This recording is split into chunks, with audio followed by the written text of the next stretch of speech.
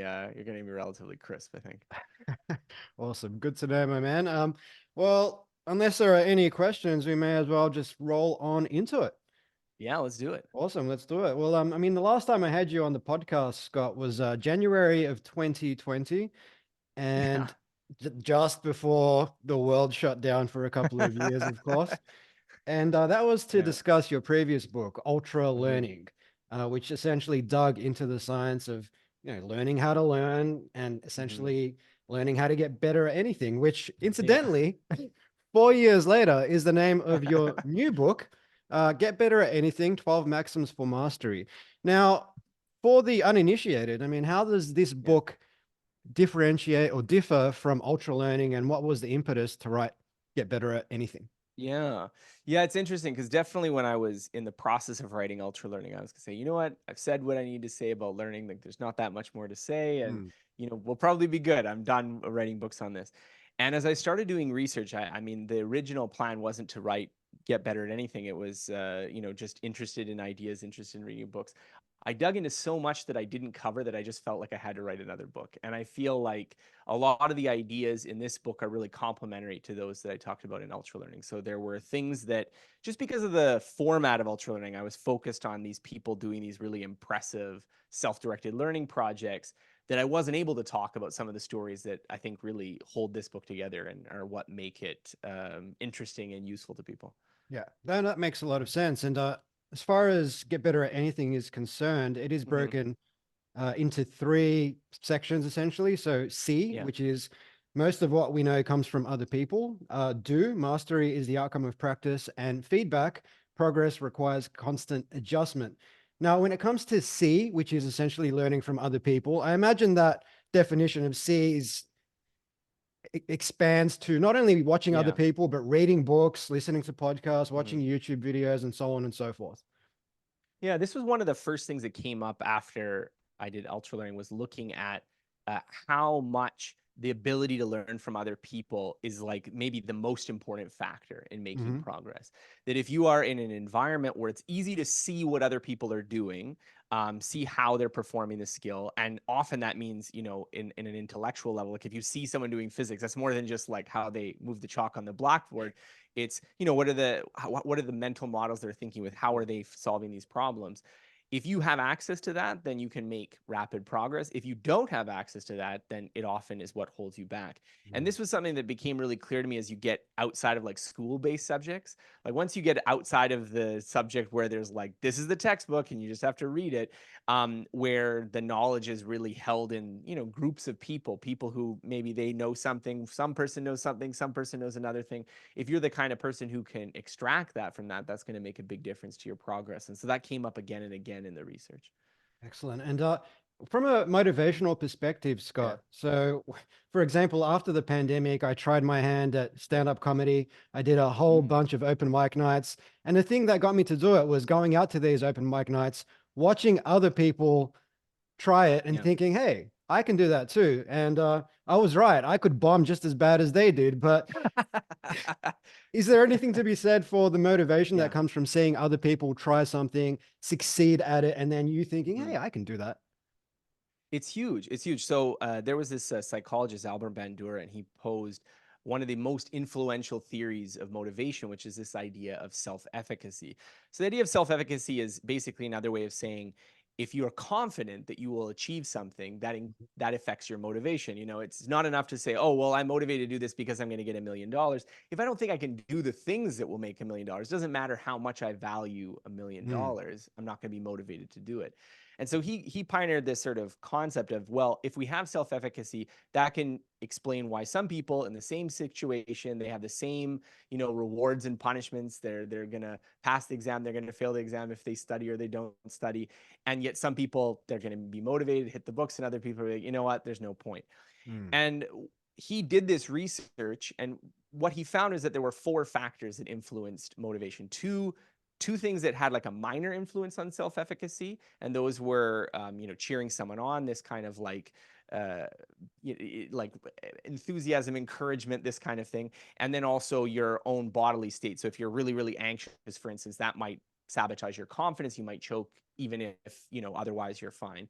Those were minor modifications. But the two big things were vicarious experience and personal mastery. So the ability to see someone achieve something is very important from a motivational level, because if you can witness someone who's sort of like you, someone that you can see yourself in their shoes succeeding at something, I mean, that gives you a strong belief that maybe you can do it too. And then personal mastery, of course, if you stand up on the stage and you give a great bit and people laugh at you, that's also going to reinforce your self-confidence too. So those two things are really important for Yeah, motivation and learning. absolutely. Yeah, and definitely when I did get a few laughs, it did give me the sense that, okay, if I keep at this, then Yeah. maybe I'll get even more laughs. And so it does reinforce that sort of self-belief. But most of my listeners, Scott, or at least many of them, are in the startup Yeah. world. They're building businesses and Mhm. things of that sort. And this whole concept of, failure is your greatest teacher is it's kind of lionized in this ecosystem. Mhm. But in your book, you make the claim that success is actually, in many respects, our best teacher. What do you mean by that? Well, I think I want to be clear, first of all, that sometimes you can't avoid failure. You can't avoid making mistakes. And Of so I think a course. lot of the startup community in particular is like, well, you want to fail fast, right? It's not because failure is good in this way, but Mm, it's better to get it over with quickly instead of spending years and years and years on something that ends up not working out.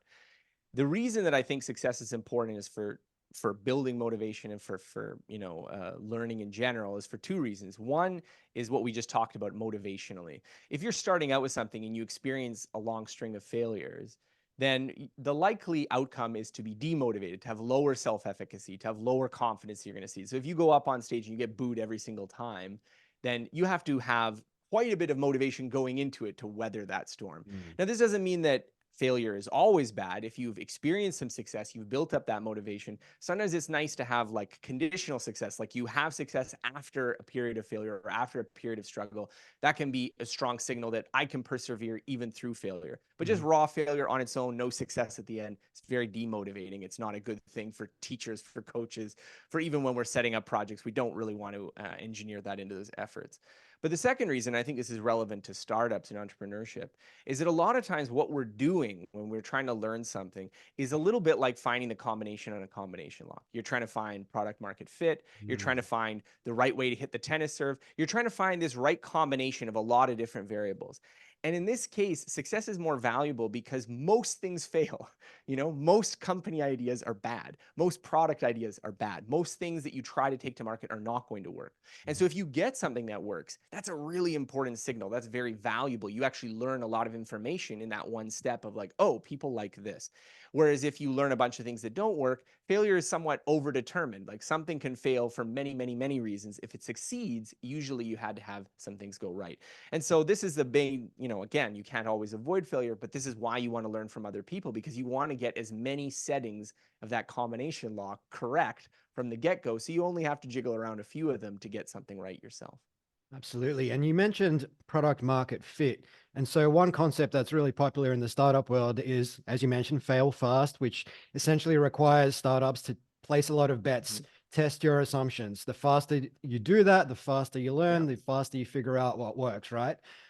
But something you talk about in your book, Scott, is problem solving is search. Mhm. And if the range of potential outcomes is very large, or the range of potential, say, unsuccessful outcomes is very large, you could be testing and adapting and running hundreds of experiments and still failing and failing and failing. So can you please just elaborate on the concept of problem solving is search and when it makes Yeah. sense to test and adapt?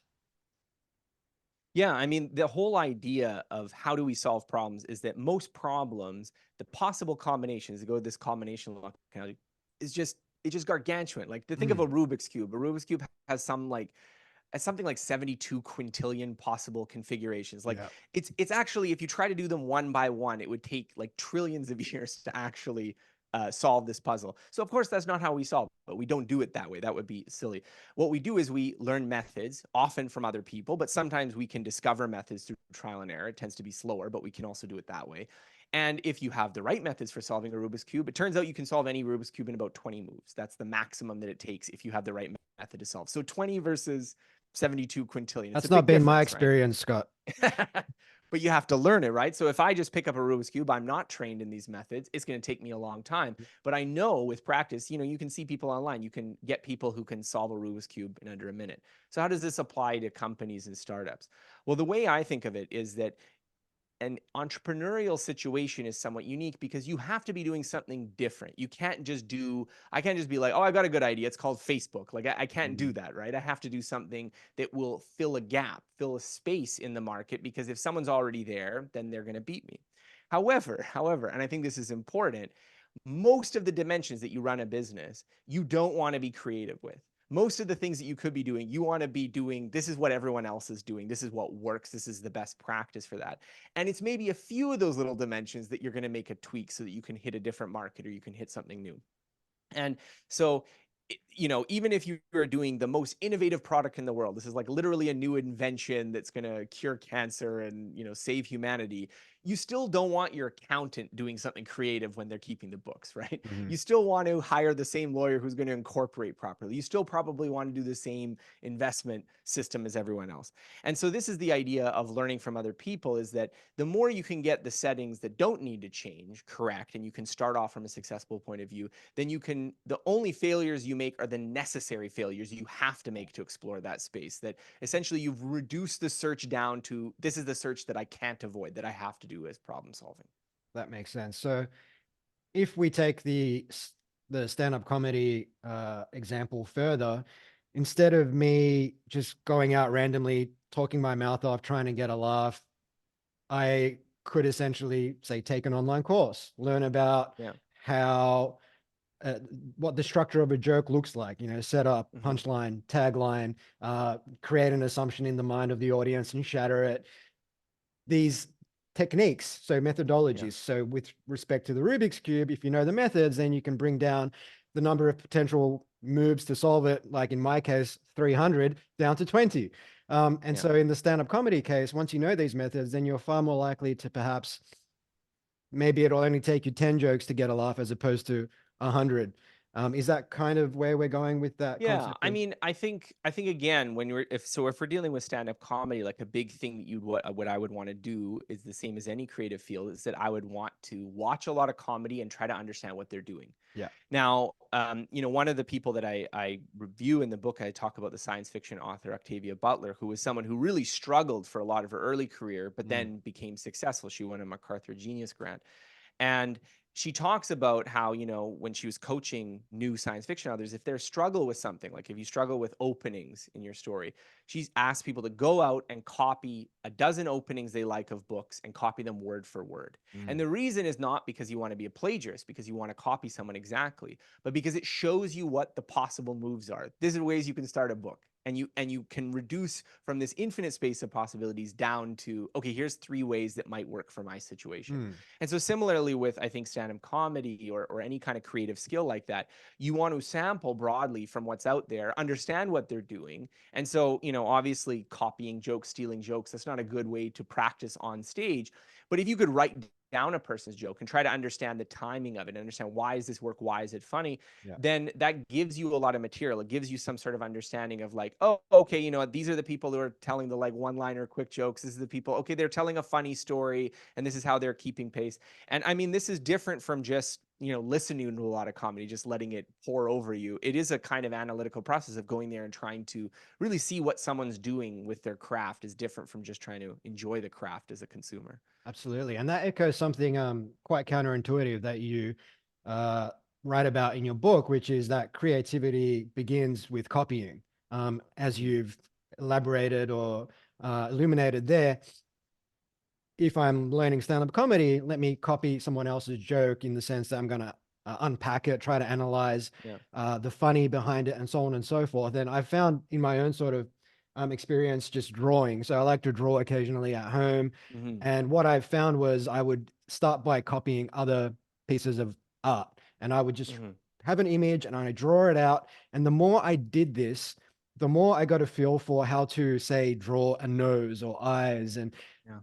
all these little elements. And then if I took that sort of knowledge that I had internalized, I could transfer and then draw something completely unique. But it began with copying other pieces of art. Is how does that sort of Yeah. relate to this concept of creativity beginning with copying others? Yeah, yeah. So the kind of scientific idea underpinning why this is important, why it works, is this idea of cognitive load. So the Mm, way the brain works is that we have this thing called working memory. Working memory is basically whatever you're thinking of right now. And the interesting thing about working memory is that it's famously limited. There was a really famous people called the magical number, 7 ± 2, which was this like idea that that's how many things you can keep track of at once. Turns out the answer is a little bit less than that. If you do really mhm, sophisticated analysis, it's more like 4, but still, it's a very small number of things. And so most skills are quite complicated. If you were going to write a computer program to do a drawing or a computer program to solve a math problem or anything that people can do, you would need a lot more than 4 things to keep track of. Like, RAM has, you might have gigabytes of RAM that can store billions of things. So this is clearly a very limited resource we have. But there's sort of a flip side to that. It is very limited, but with practice and skill, we're able to make more efficient use of it. So we can kind of compress essentially what we can keep in this limited space and allow us to work with it. And what that means is that the complexity of something that would be relatively trivial for Leonardo da Vinci to paint and draw to keep in mind in his head, could just be too much for someone who is starting out.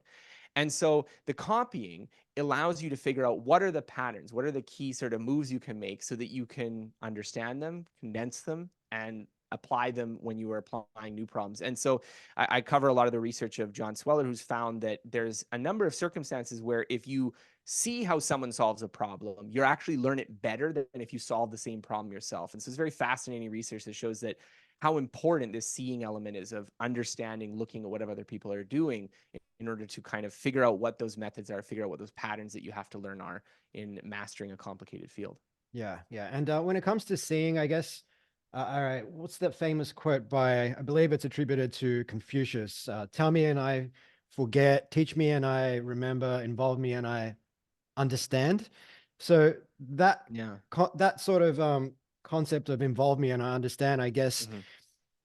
dovetails with the second part of your book, which is doing. So rather than Hmm. just learning from others, actually doing. But as human beings, I guess we have this evolutionary wiring that predisposes us to taking the path of least effort. We're always trying to Yeah. conserve energy. So, I like to play the guitar, but Scott, oftentimes I'll pick up the guitar and instead of really practicing, I'll just play the same song I've played about 100 times before because it's easy, it's fun. But Yeah. am I really learning? Or is there another form of practice that I should be, I suppose, pursuing if I'm looking to get better at playing the guitar?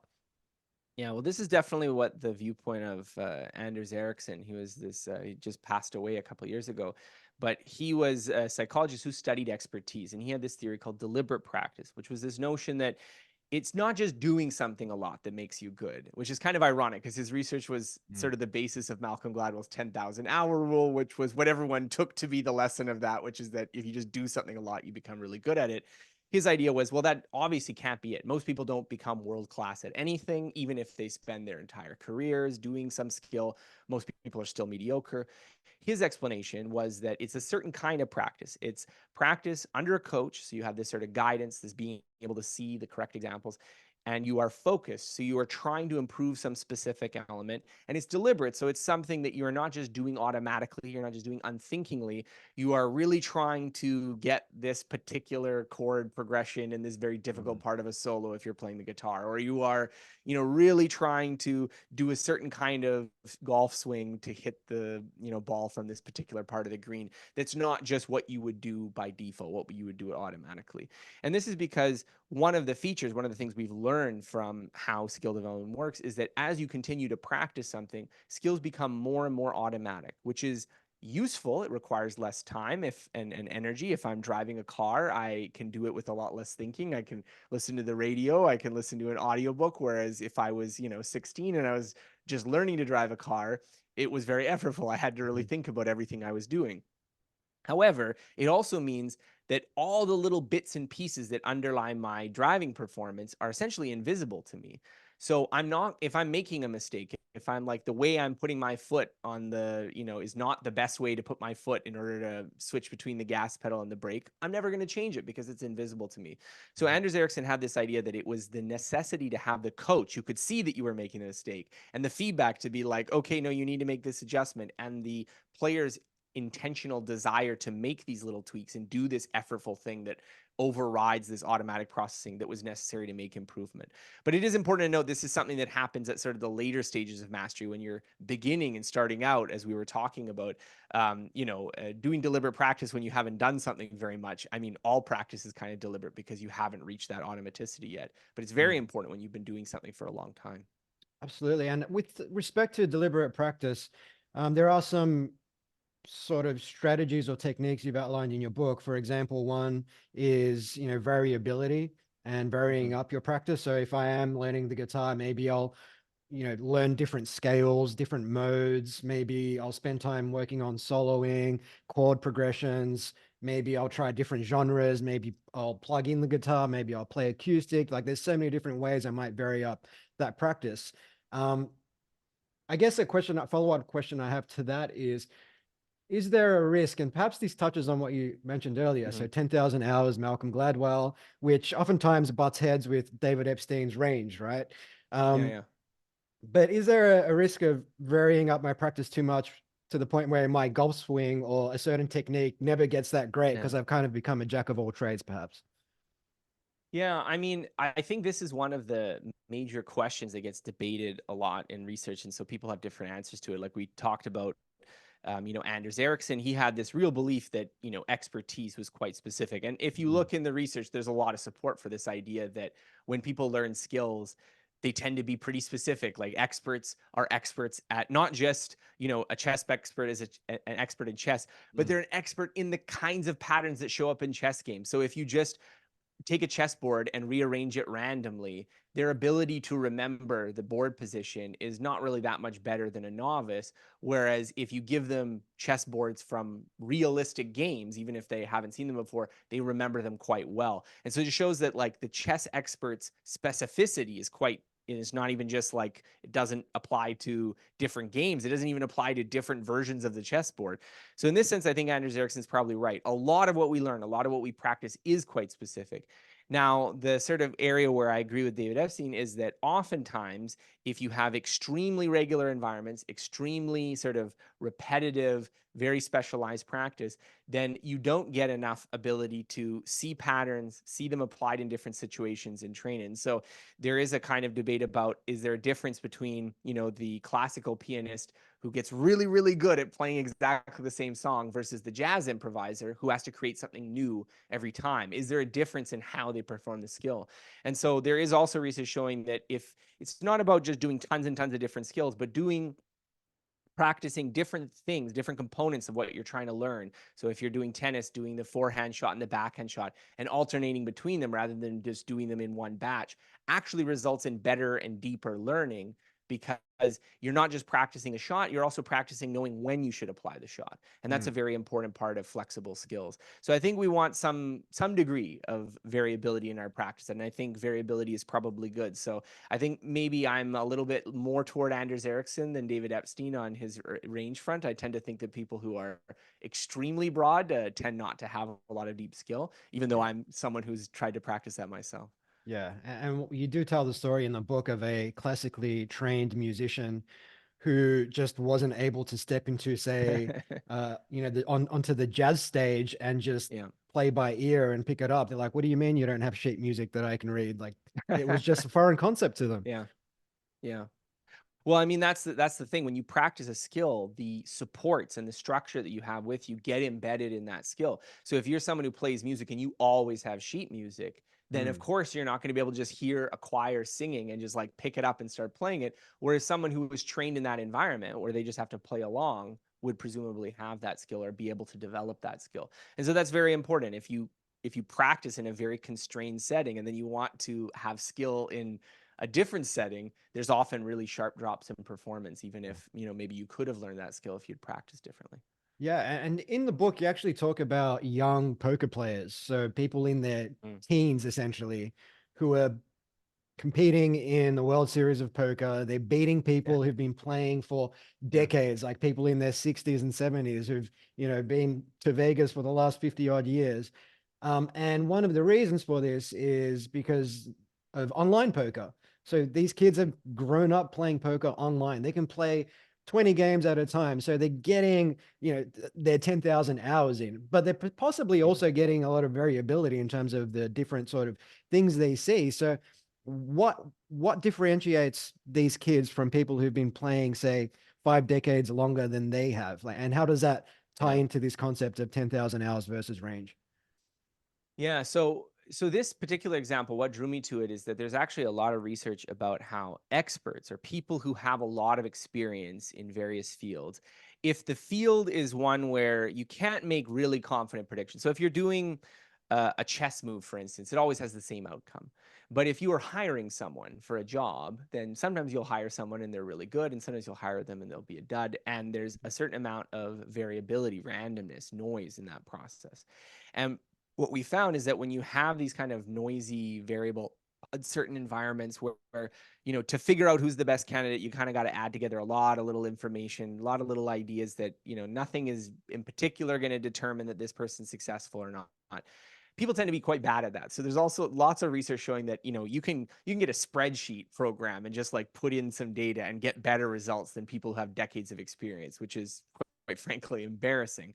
However, the poker players sort of operate in this kind of world that sits halfway between the chess world and the people who are doing the hiring manager. They live in a very uncertain environment, so you can make the same hand, the same bets, and it can go really, really well, and you can make tons of money, or you can lose everything. And often the difference between a really good poker player and a really bad poker player is pretty slight. Like you could be winning maybe 53, 54% of the time, and that's enough for you to be an extremely good poker player. Whereas if you're a 48%, 47%, you're eventually going to go bankrupt. But I mean, those differences mean that you have to play an enormous amount of games for you actually to be able to see that, to be able to viscerally experience whether or not you're a good or bad player. So luck plays this huge role, and it definitely impacts how quickly you can learn. And so I was very interested in the sort of emergence of online poker play, because how it changes over the casino is that you're able to track every single hand you've played. You're able to see what went down in certain moves. And so people now have these like grids where they show this is my percentage performance on all the different possible combinations of me going heads up against this person, and you can see what are the patterns in your play. And you're like, you know what, I tend to overbet on this, or I tend to do this more than I should. And so it's a lot easier to calibrate your play, change what you should be doing. Whereas if you were in the casino, it'd be very difficult to do that. You'd have to be like also keeping a notebook and writing down every single hand that was played, every single thing, and like putting it into a spreadsheet later. I mean, people didn't do that. So the technology, I think, is in one case where you can just get much better feedback, and you can increase the speed of learning and getting that calibrated results, which are very hard to do in a lot of other professions. Yeah, that makes sense. And I guess this whole concept of, data-driven learning nowadays, given all these connected devices that we have, Yeah. given we tend to play, poker online, whatever the case is, it just means that there's so much more feedback that people have at their disposal, and those feedback loops are essentially quite small, so that if you Yeah. take that feedback on board and adjust your approach fast enough, then as these as we're seeing with these teenage poker champions, you do get quite good quite quickly. Well, I want to link it to business, because I think this is also an area where this matters. And Mhm. if you think about like advertising executives back in like the 1960s, you'd spend a lot of time on a big campaign, you'd put it out on the airwaves, and you get some results or you'd get some Yeah. feedback. And I bet you if you talk to one of these madman types who was at the top of their game, they would say, I really know what works in advertising. I know what sells, and I know, I have this confidence because I have years of experience. But again, looking at this expertise literature, I have to doubt that, because I know what kinds of results we have when you do these careful studies. And it's, maybe you know some things, maybe you know some things, maybe you don't. However, nowadays, if you think about startup entrepreneurs, like I know lots of people in these spaces where you do these like incredibly quick A/B split testing of everything. You're doing Facebook ads to text, very minute details. And quite frankly, you're often wrong. Things that you thought were going to work well do not work well. And you get this very tight calibrated feedback feedback very quickly. So this is another example of like, I think the old age of marketing, the new age of marketing. Old age was a lot of intuition, a lot of, quite frankly, overconfidence, and the new age is a lot more data driven, and it's working that way. And so I wonder what, in other fields, like, could we have data driven hiring so that you actually have knowledge of like, these are the factors that really matter for making a good employee, rather than just, I've been here for 20 years and I know how to spot a good candidate, and it just happens to be like the people I went to university with.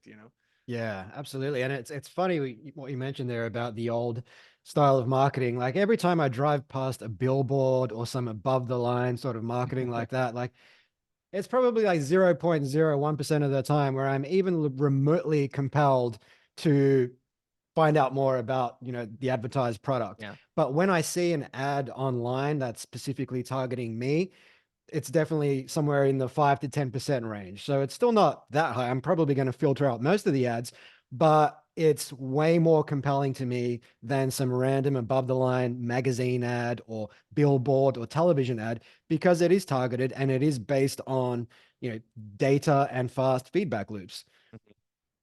Yeah, absolutely. Um, and another concept that I wanted to touch on, Scott, is that in your book, you say that learning is not a straight line.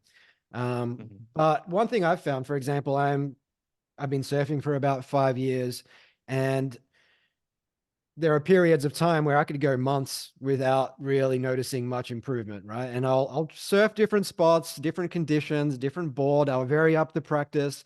I might have a coach. I might get some feedback. I might record the sessions. I'll do all sorts of Mhm. stuff, and I might get a little bit better. But at times, it feels like maybe I'm just not getting better. And Mhm. I guess one thing I struggle with there is, how do I know if I'm genuinely stuck or that I just need to push through this plateau? Like, Yeah. how do I differentiate between the two?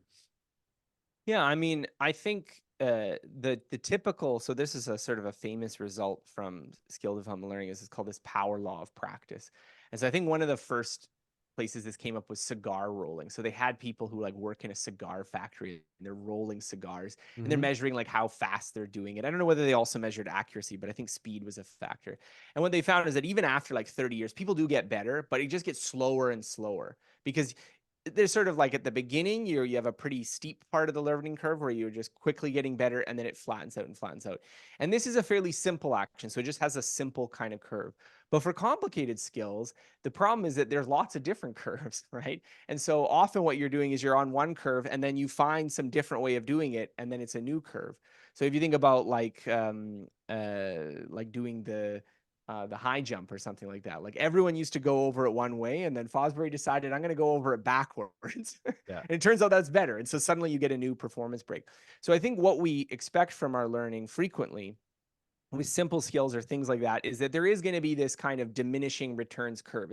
As long as you keep doing the same thing and you keep practicing in this sort of same way, you're going to hit this place where you probably are getting a little bit better as long as you keep up the practice, but it's going to be kind of flat. And then also with a physical skill like a sport, maybe there's also, aspects of like your strength, your speed that, we're all going to be getting older. And so maybe Mm. that's going to be diminishing. It's why tennis players, tend to peak at some age and they don't just get better and better into their 70s, because, even if you're getting skilled, your body is slowing down.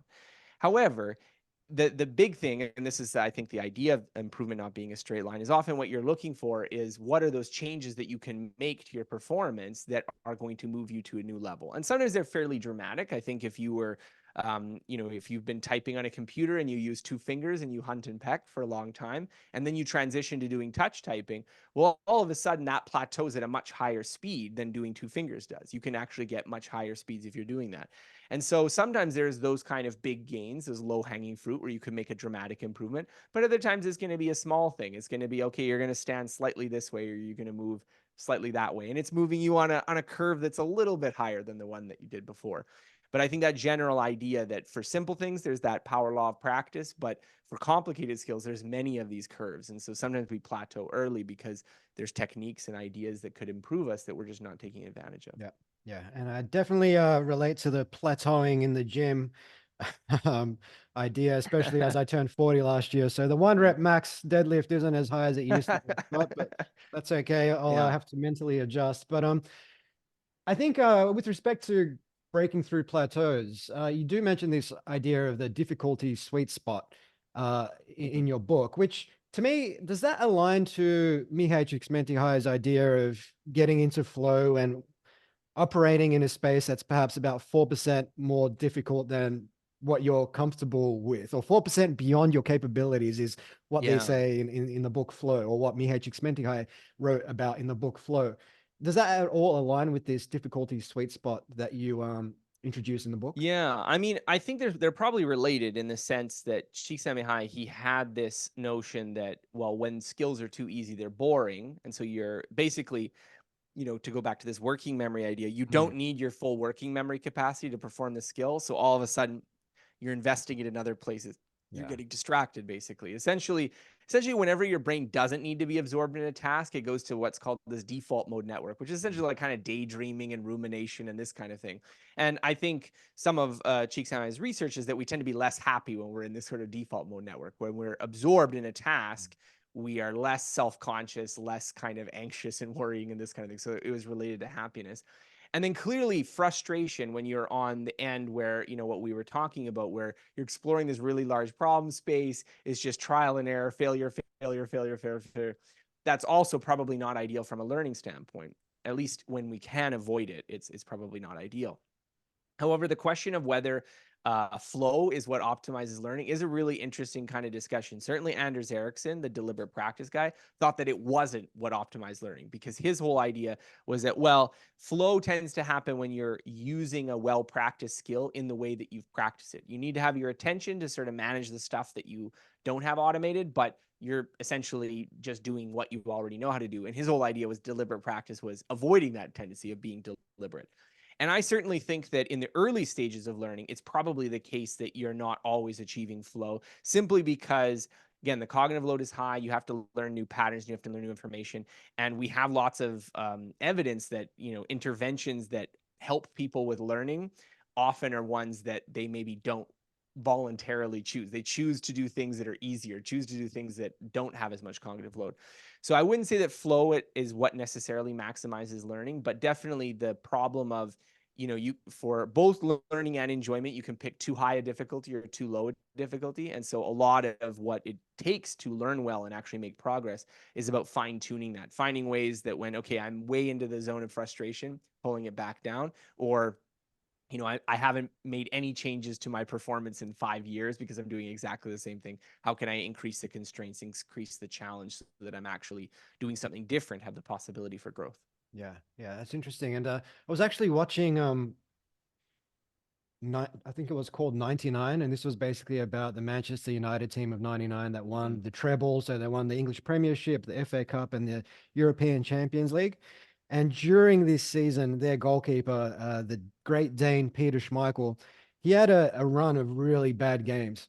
And one thing he said was his goalkeeping went from being instinctual to being very conscious. Like he started thinking Mm-hmm. about everything as opposed to it just being instinctual, knowing which way to move when a player's approaching him.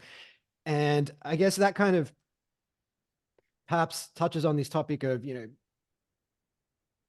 knowledge becoming invisible in the sense that the more you do it, your default mode network takes over and it becomes instinctual. But sometimes our brains can bring us back to that place of Yeah. everything becoming effortful again, especially if we're anxious, if we're overthinking, and things of that sort. So, and this perhaps isn't something that you unpack in your book, Mm-hmm. but this sort of idea of, anxiety and overthinking can affect our performance when we're executing on a specific task. So, how might someone like a Peter Schmeichel, who's going through a slump and he's copping 3 goals a game for 10 games in a row, get himself back on track when Yeah. suddenly everything that's been instinctual to him for years is becoming effortful again?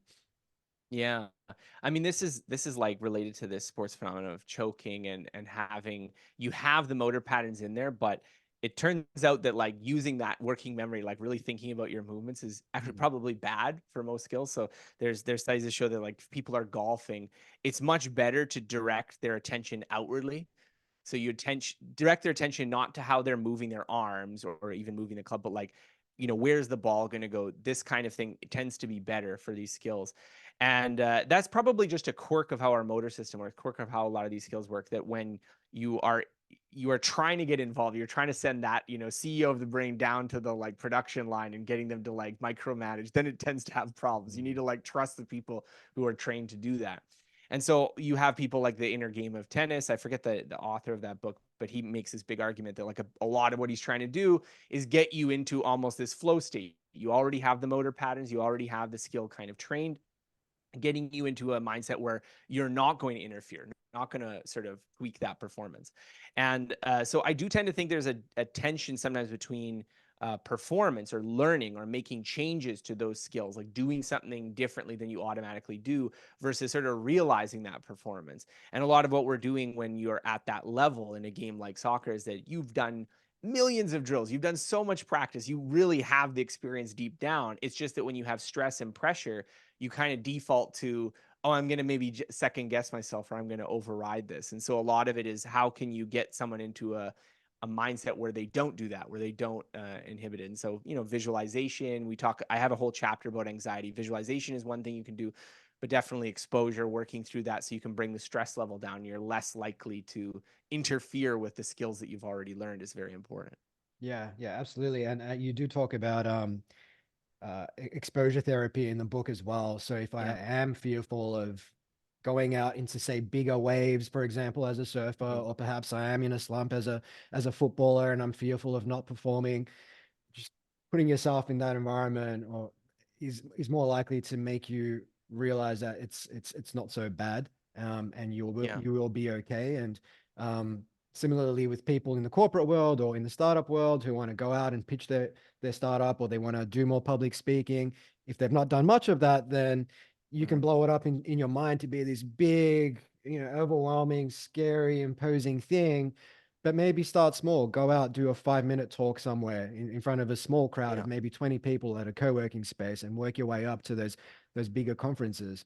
So I guess there is a lot of value in just that sort of exposure therapy if there are certain mental frames that are holding us back from learning what we need to learn and getting better at what we need to get better at to become who we want to be. Yeah. I mean, I tend to think of exposure therapy as this sort of useful mental model to have, because very often when we face something that gives us anxiety or we're afraid of, Mm, there is this objectivity to it. So it's not just that, I happen to have this sort of anxiety response to thinking about public speaking. Public speaking just is scary, or speaking another language just is scary. And the issue is that this part of our brain that controls this threat response, it gets calibrated. So when you have experiences and nothing bad happens, or nothing extremely bad happens, I don't want to say that like, everything has to go perfectly in order for exposure therapy to work. That's not what the research shows. But if you stand up on stage, you're talking about stand-up comedy. Like, I haven't done stand-up comedy before. If I think about going to an open mic and giving a comedy routine, it feels like that would be terrifying to me. But I think I can know intellectually that if I did it every week for months and months, so if I did it for like 3 or 4 months, I'm not saying it would be nothing, but the fear level would go down dramatically. And that's sort of almost like a mechanical response to being in that situation repeatedly. And so this is something that you have to kind of almost step outside of yourself and be like, okay, yes, I know this is scary, but I know if I repeatedly do this, it will go away. It's just sort of how we're hardwired, is that exposure therapy works quite well for reducing anxiety for things. And mm. so this is something that, especially if you have a fear reaction to a concrete situation, is definitely something you can work on if you're trying to improve. Yeah, it's interesting. I was listening to an episode of, I believe it was the Andrew Huberman podcast, Mm-hmm. and he was talking about a part of the brain, and the name escapes me. But essentially, this part of the brain gets bigger the more you put yourself in situations that previously scared you. You might know the name, but what he also found was, for example, it could be, as a single guy, maybe you're fearful of approaching girls. But the more you Mm-hmm. do it, this part of the brain gets bigger. However, if you go a few months without doing it, the part of the brain gets smaller. And I've found this Yeah. myself with surfing, where if I don't surf for a few weeks, then the idea of going out into 4, 5, 6 foot waves really scares me. But if I've been doing that, say, 3, 4 times a week, it's like nothing. It becomes automatic. Like I don't even think about it. And this applies to Yeah. everything that scared me: public speaking, stand-up, surfing, you name it. But it seems like with exposure therapy, perhaps it's something that you can't just expose yourself once, like that you need that constant exposure to Yeah. bring down the sort of fear and anxiety around a particular task. Yeah, so I think a book I really recommend people if they're really interested in diving deep on this topic is Joseph Ledoux. He's one of the chief neuroscientists who studies fear and anxiety. He has a book called Anxious, Mhm. and he talks about in that book about how basically there's quite a bit of evidence that what you're doing when you get exposure is you're learning a kind of a separate little neural circuitry. You're building that suppresses the fear response or suppresses the threat detection sort of mechanism that would say, "Oh, you're in danger right now," and then that activates. Your palm starts sweating, your heart starts racing, and you start having all these negative visions of the future of all the bad things that are going to happen. If you if you experience the situation and nothing really bad happens, again, like you're not, it's not devastating, it's not much worse than you thought it was going to be, then you're sort of learning this other circuitry. But the thing about that circuitry is that it tends to be more specific, context dependent, and like liable to being erased than the threat detection. And so that means that if you want to have like really robust exposure, you need to practice it regularly. You need to like regularly do it. If you spend a long time not doing it, it goes away. I know I've heard stories about the construction crew that were working on like the Empire State Building, that after you're up there for 2 weeks, you're not afraid of being on the 100th floor and walking across a metal girder with your lunch pail. Like that fear goes away. But if they spend 6 months or a year not working on a high rise and they have to go back again, the fear returns. So this is one reason. And then also, if you only practice exposure in a very narrow setting, you can also learn, okay, that setting is safe, but it doesn't generalize to all settings. So if you only do public speaking at Toastmasters, you might be like, well, I'm fine at Toastmasters because people are nice to me there. But when I go and give a presentation to a VC or something like that, I'm going to have a panic and a meltdown. And so I think that's one of the things as well, is if you understand these mechanisms for how this works, you can plan yourself. Okay, I'm going to create this plan for overcoming my anxiety that's getting in my way of getting better at some skill that I care about. Yeah, yeah, that makes a lot of sense. And one thing I wanted to touch on was this concept of experts not always being perhaps the best teachers, Scott. And Yeah. I mean, I saw this myself a couple months ago. I was in Bali, took a friend for their first surf ever, and I thought I taught them all the basics, right? How to Yeah. pop up on the board, how to paddle, where to stand, all that type of stuff. Then we got out into the water, and my friends paddling away, and a wave's coming, and about 2 meters before the wave got to them, they tried popping up.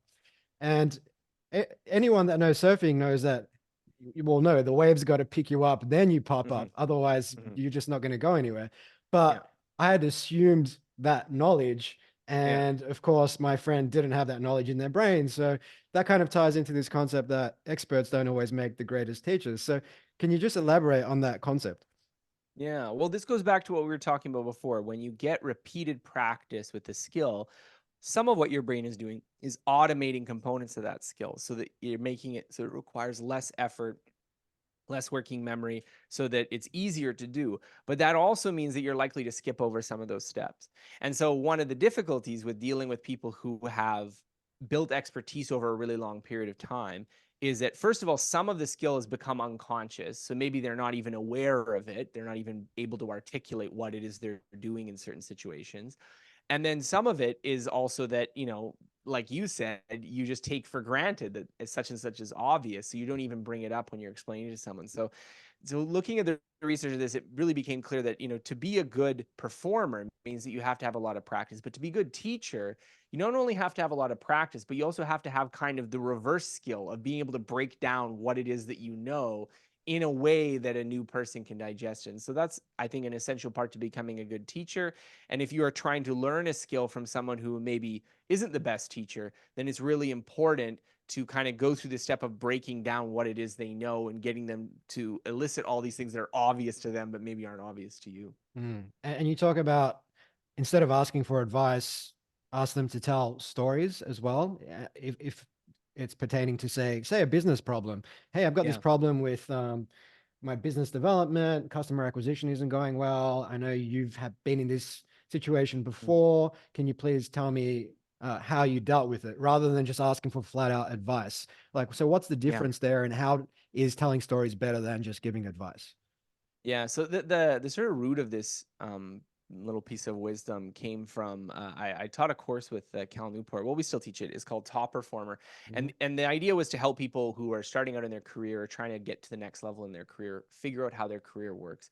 And one of the things that we found very useful from early cohorts is we get people to like find someone who's 2 to 3 steps ahead of you in your career and like ask them, do an interview with them, figure out what they're doing so you can figure out what you need to do because that gives you a lot of the information, the very specific information to your industry, your field. So if you want to start a business, find someone who already has like a moderately successful business and figure it out. However, when we got people like the one of the first cohorts, we got people to do this exercise and they asked for advice. And then they come back with like the most generic platitudes. Like you found someone who like specifically knows what you need to do. And then you get an interview with them and they say, well, the important thing is to work hard and to network and, like believe in your dreams and all this kind of stuff. Like anything you could just pick up from a random self-help title, which is like, no, no, no, but this person knows exactly what you need to do. Why aren't they telling you this? And one of the things that we found, and it goes back to this idea of obviousness, is that when you ask someone for advice, you shift them into a different mode of thinking. You ask them to think about, well, what are the kids doing these days that I don't think they should be doing, or Mm. what do I think is an important value to have, or what is the thing that I attribute to my success, and all these generalities which are not that useful. I mean, they're nice to hear, but they're not what the reason why you reached out to this person. And what we found worked a lot better is to do what we call a journalistic style interview. So basically, instead of asking for advice at all, you say, what did you do? When did you do it? Why did you do that? When did you do this? And so this happened before this thing happened. And suddenly you're shifting them away from this kind of like, what is the meaning of life? What is the meaning of success? How can I be a great person like you? And you're saying, okay, so when your business was doing this many sales, how many people did you hire and how much debt did you have? And like, you're Mm. asking these very specific questions. And it turns out when you ask those questions, then all of a sudden all this stuff that's really obvious to the person comes out, and sometimes that can be revelatory. Like it can be something that you were totally not expecting that person to say, something that you were thinking, oh, okay, that I've talked to 6 people, they all say this must be the thing that you have to do. And so that is something that I thought it was very interesting when I was reading the research on cognitive task analysis, this tool that psychologists have developed for doing this kind of thing, that they kind of came to the same conclusion that you don't really want to be just asking for advice or just tell me how you do this, but to like walk me through it so that you can actually do this analysis yourself. Yeah, that makes a lot of sense. I was I did have a follow-on Yeah. question, but for whatever reason I'm blanking. But as one does during podcasts. Mhm. But hmm, I'm just it was a really important question. It Sorry, was a I'm just good one. gonna so, asking other people, getting them to tell the story. Um, so from a business perspective, exactly. Here we go. Mhm. So when it comes to hiring, I think Yeah. that also applies, right? So instead of asking, say, potentially a growth manager hire, uh, Mhm. I see you might ask them about a KPI. Are you doubled revenue from one year to the next? Mhm. Or tell me about your results. Instead of asking them that, I might ask them, hey, you doubled revenue from one year to the next.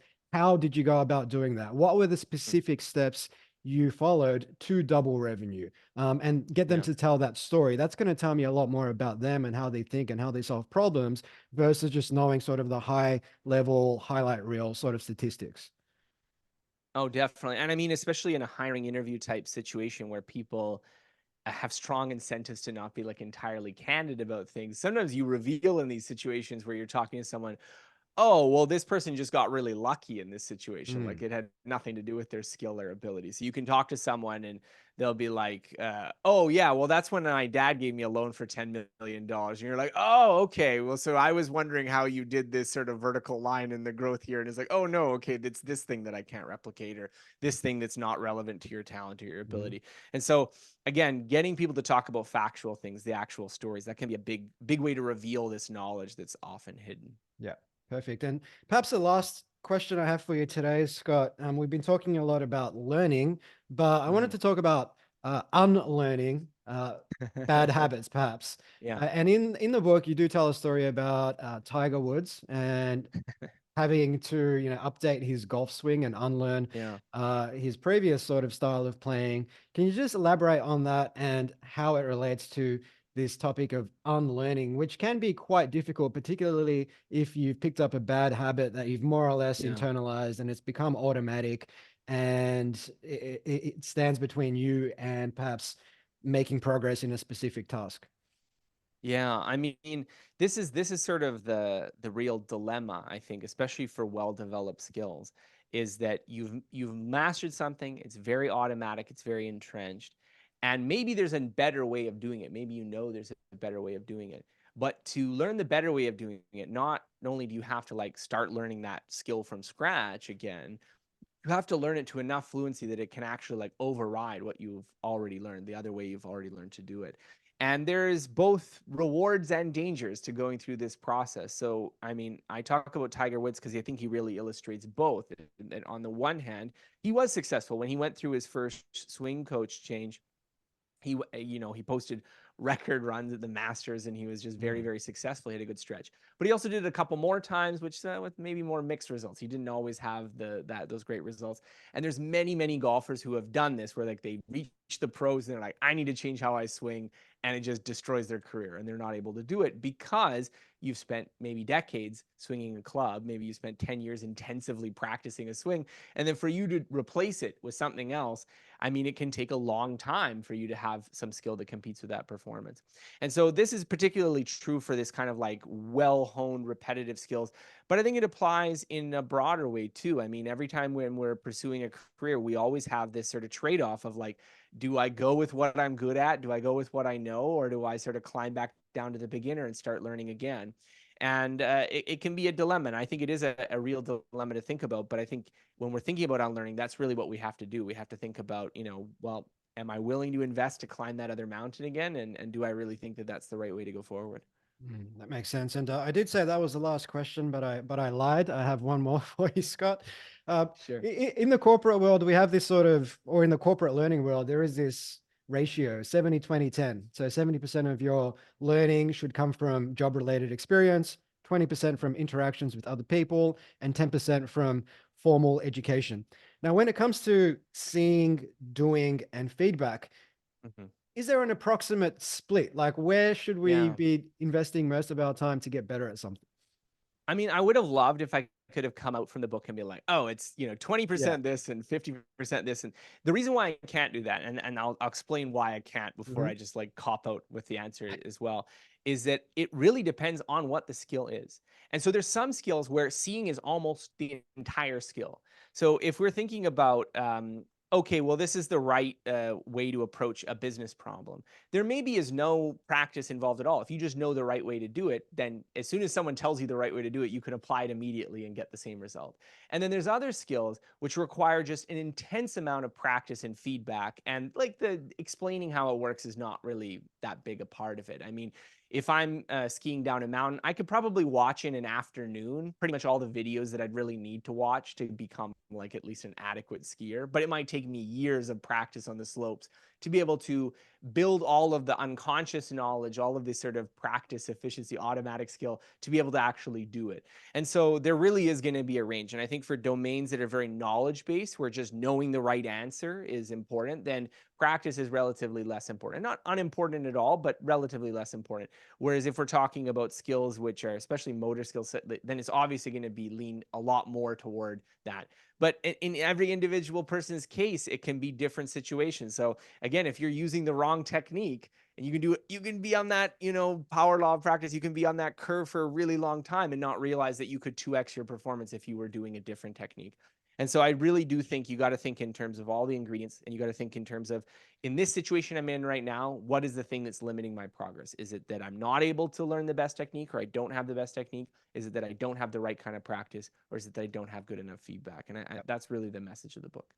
Very well played, Scott. Very well played. Well, the message of the book is one I really resonate with, and the book is called Get Better at Anything 12 Maxims for Mastery. People can pick that up on Amazon.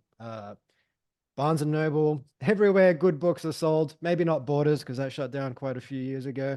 But is there anything else you'd like to Yeah. plug? YouTube channel, blog, you name it. This is your I time. mean, we have all of it, but I think the best place to go is scotthyoung.com. That's my website. So you Mhm. can not only we have links to the book there, but I have over 1,000 articles. We talk in depth about productivity, learning, motivation. So if you liked any of the things I was talking about here, you can dig into it more there. Perfect. Well, I definitely recommend our audience checks that out. So that's scotthyoung.com. That'll also be a link in the show notes. Thank you so much, Scott. I look forward to chatting in another 4 years when your next book comes out. Thank you so much.